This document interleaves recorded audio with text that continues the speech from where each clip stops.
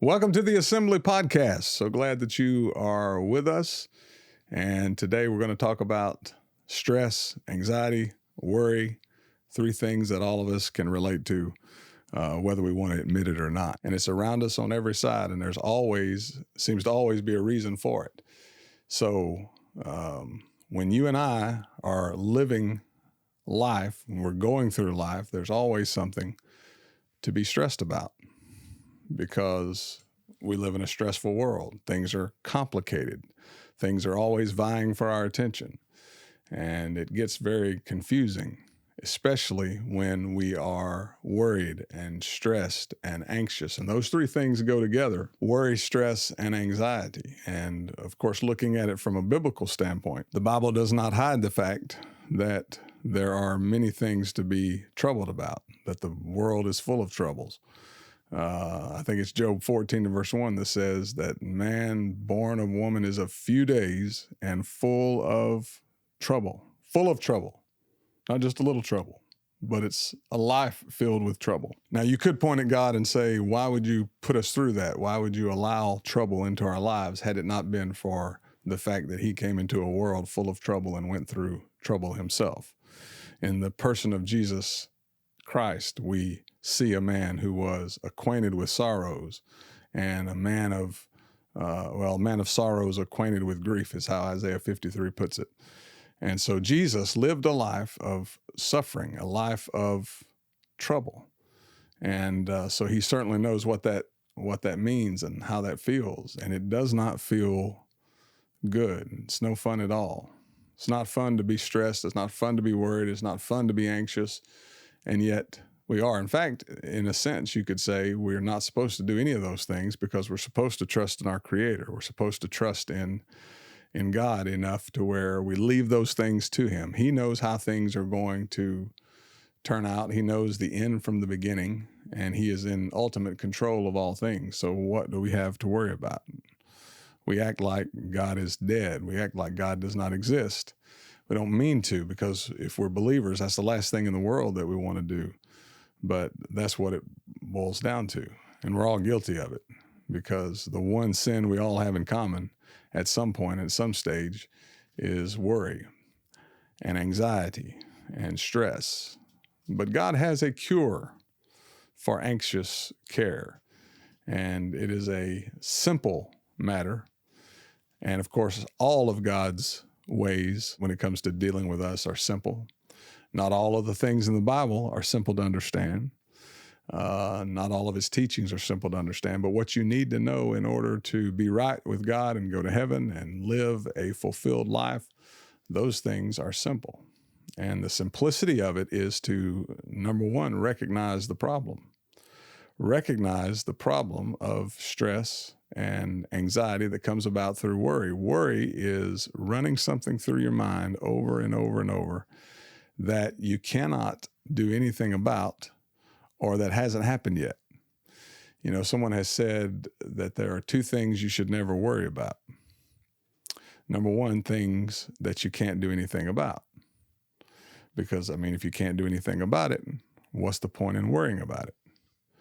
And the second thing you should never worry about are things that you can do something about. Because if you can do something about it, why are you worrying? Do something and instead of worrying. So it's really a waste of time. But we get caught up in it, and it does not feel good. It is not fun in any way, and it gets a grip on you, and it makes you feel terrible. And sometimes it takes a long time to get over it. Now, just being honest, we're all in the same boat here. And we all understand exactly what I'm talking about. Some people have anxiety worse than others. Some people are more stressed than others. But everybody knows what it's like to worry. Everybody knows what it's like to be anxious about things that are coming. Maybe it's financial stresses. A lot of people are really stressed about financial, making ends meet, living from paycheck to paycheck, that kind of thing. How's that going to turn out? How am I going to pay my bills? That's stressful. this complicated society where everything is now made complicated. You used to could go and do things in person. Now you have to do everything online, and you have to have patience to get online and to go through all these processes. And it's just very, very difficult. It's very difficult not to get stressed at even, filling out a form online. Things that are supposed to make life more convenient only make it more stressful. So we're stressed about these things. We're stressed about things that have not happened yet. And, most of the things that we worry about never happen anyway. That is statistically proven. But that doesn't help us in the moment because we don't know, or at least we tell ourselves, well, this may not happen, but I don't know that for sure at this moment.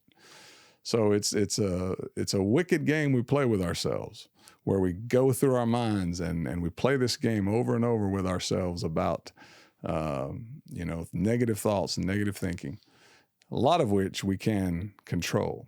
And so recognizing that there is a problem, recognizing that we are doing something that is a waste of time, it's a waste of our life and something that we should not be doing, that's the first step. Second step is to replace it with something else, with something different. And you can replace it with faith, believing that things are going to work out. Faith in God, faith in yourself, faith that you are going to be able to handle whatever life throws your way because you have faith in God. That's a different way of looking at life than worrying. Very different from worrying. Very different from being anxious. Anxiety always follows worry, but good feelings of confidence always follow genuine faith. So put faith out there, put faith in your mind and feed your faith, starve your worries. How do you do that? By meditating on the Bible, for example, by speaking good things, talking not about depression and worry and anxiety and all the things that could go wrong, but talking positively, talking to yourself positively, talking to others positively, and planting those seeds of positivity in your mind, in your life, and those things will grow. Whatever you plant will produce a like harvest. So if you're planting seeds of joy and seeds of positive anticipation, seeds of faith, that's what you're going to reap. That's the kind of harvest that you're going to have. But if we're always planting negative thoughts, planting negative seeds in our life and in our minds, then unfortunately that's exactly what we're going to reap. And it's very, very detrimental to our mental health.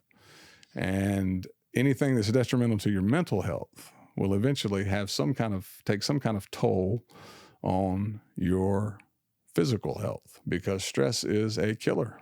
Stress causes, probably every organ in the body not to work exactly like it's supposed to when you're living in stress and when you're living under the cloud of anxiety. Because that's what worry does. Worry puts a cloud over the sunshine. It takes tomorrow's clouds and brings them over here and covers up today's sunshine, or it bars trouble from tomorrow and causes you to worry about things today. But we don't know what's going to happen tomorrow. We don't know what tomorrow is going to bring. And Jesus even said that. Do not worry about tomorrow. Tomorrow will worry about its own things. Sufficient for the day is its own trouble. Focus on living in day-tight compartments. Focus on what's going on today, and you will alleviate a lot of worry, because we're very rarely worried about anything in the moment. I'm not saying that's impossible. I'm not saying that can't happen. I'm not saying that never happens, but it's not the norm. When we're worried, it has something to do with something in the past or something in the future. Two things you should never worry about: things you can do something about, things you can't do anything about. If you can't do anything about it, why worry about it? If you can do something about it, then do something and stop worrying. All right, but there's also two time periods you should never worry about: the past and the future. Because the past has already happened, and there is absolutely nothing you can do to change it. Now, not thinking about the past, not worrying about the past is a lot easier said than done. I know that. I realize that. We're not talking about magical cures here. We're not talking about snapping your fingers and being able to just stop all of these things. But we're talking about looking at things a different way, realizing that things can change, and putting certain pieces in motion that will bring about some very serious changes in your life, changes that need to be made. One of those is to stop dwelling on the past. Sure, you're going to think about the past. Sure, you're going to regret certain things, but you don't have to dwell on those things.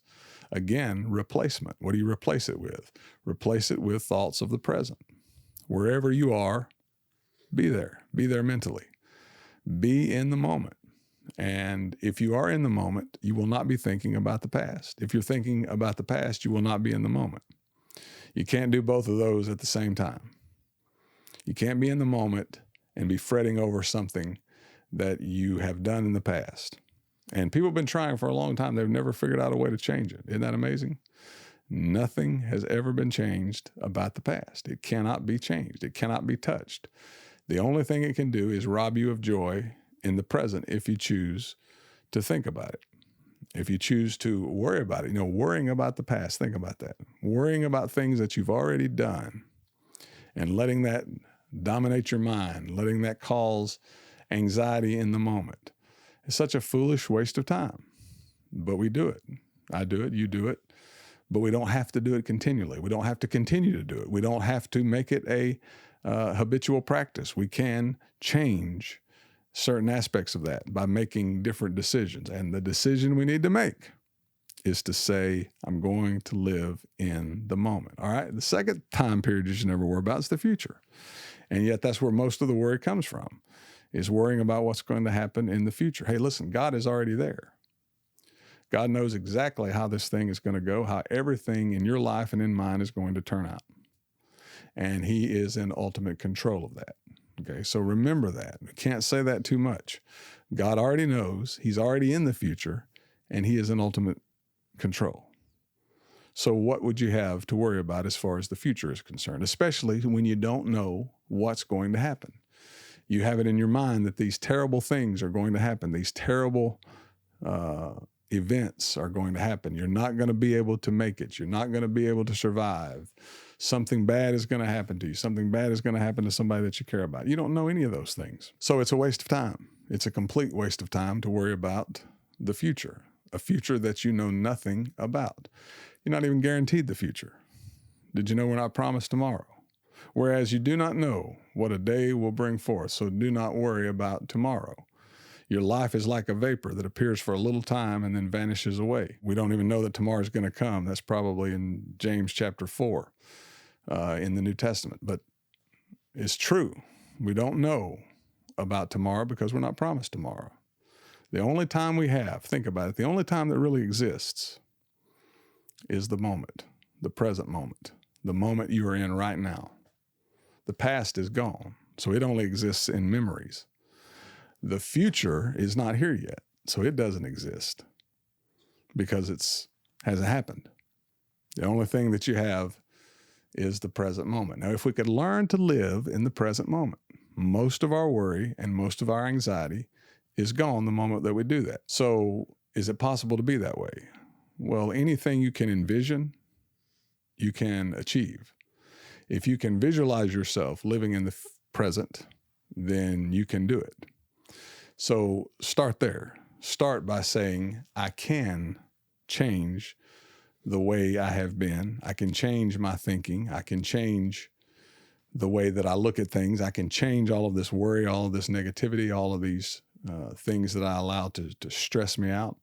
I can realize what I'm doing. I can recognize the problem, and then I can replace it with something else. Recognizing and replacing, two very, very important keys, two very big keys to thinking the right way. And if you think the right way, then your life will be changed. The thought process, your mind, and the way that you think, that is the steering wheel that determines which direction your life is going to go, toward happiness or away from happiness, toward God or away from God, toward peace or away from peace. So worry is something that we can get under control. And we may not be able to eliminate it completely, depends on what we're dealing with mentally, but we can make changes for the better. And most of the time, the things that we worry about, we can get those things under control, because most of the time it's just human nature to worry. It is. We live in a fallen world and we are fallen creatures. And what comes naturally to us is worry. It'd be nice if what came naturally to us was faith, but it's not. What comes naturally is the negative, the worrying. We've got to decide to have faith. And so God has a cure for anxious care. What is it? Focus on the moment. Live today. Do not worry about tomorrow. Tomorrow will worry about its own things. Sufficient for the day is its own trouble. And he especially does not want you to worry about the past. If you are a Christian, your past is covered in the blood of Jesus, and it's been taken away, and it has been removed from you as far as the east is from the west, and you have been forgiven. So he certainly would not want you to worry about things that he's already forgiven you for. He would want you to focus on what he's doing in your life right now. And we're created for fellowship with God. Fellowship with our Creator is what we're created for. You know, the only time you can have fellowship with God is in the present moment. That's the only time that you can control, and that's the only time that you can focus on God. You can't focus on God in the past. You aren't there. The past has already happened. You can't focus on God in the future. You're not there. It has not happened yet. So the moment is where your focus should be, the present moment, focusing on living for Jesus in the moment, focusing on God in the moment, having your attention aimed at the presence of God and the power of God and the peace of God and all these things that he promises to give you. You know, the Bible says to cast all of your cares upon him because he cares for you. It says that in 1 Peter chapter 5, probably verse 7. Cast all your cares upon him, upon God. Can he bear the load? You bet he can. And there's nothing that we face that he cannot handle. There's nothing that we face that he cannot help us with, that he cannot help us to carry and help us to overcome. He is the God of power and the God whose presence is always with us, but it's always with us in the moment. You're not going to appreciate the presence of God or the power of God, the help of God, unless you appreciate it in the moment.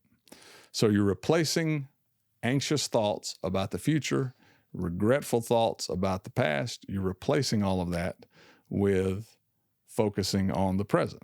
Now, that is the biggest key in the world to happiness and joy. Now, the way to happiness is to overcome our own negative thoughts, our own negative emotions that saturate our minds whenever we don't keep our guard up, whenever we don't apply the principles of the right kind of thinking. So happiness is a very simple thing. Happiness takes place in the mind. Joy takes place in the mind.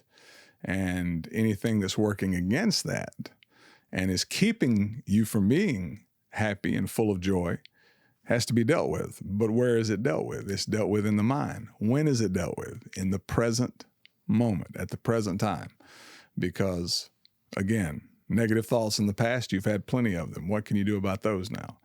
You don't want to have more negative thoughts in the future. You don't want your future to be dominated by negative thoughts and feelings, emotions. So the way to keep that from happening is to focus on the present. Focus on making the right choices in your own mind right now. And that will make all the difference in the world. So cast all of your care upon him because he cares for you. Remember, the God of the universe has invited you in Christ into a personal relationship with him, a relationship of salvation, a relationship of joy, and he has invited you in that relationship to cast all of your cares upon him, and that's where the answer to stress, anxiety, and worry is found. So you can change all of those things. Believe that you can change. That's the starting point. Recognize the problem, then replace the problem. Replace the problem with the things that your Creator has taught you and told you about life and your mind and what goes on in your mind. We thank you for joining us for the Assembly Podcast, and we'll look forward to seeing you again next time.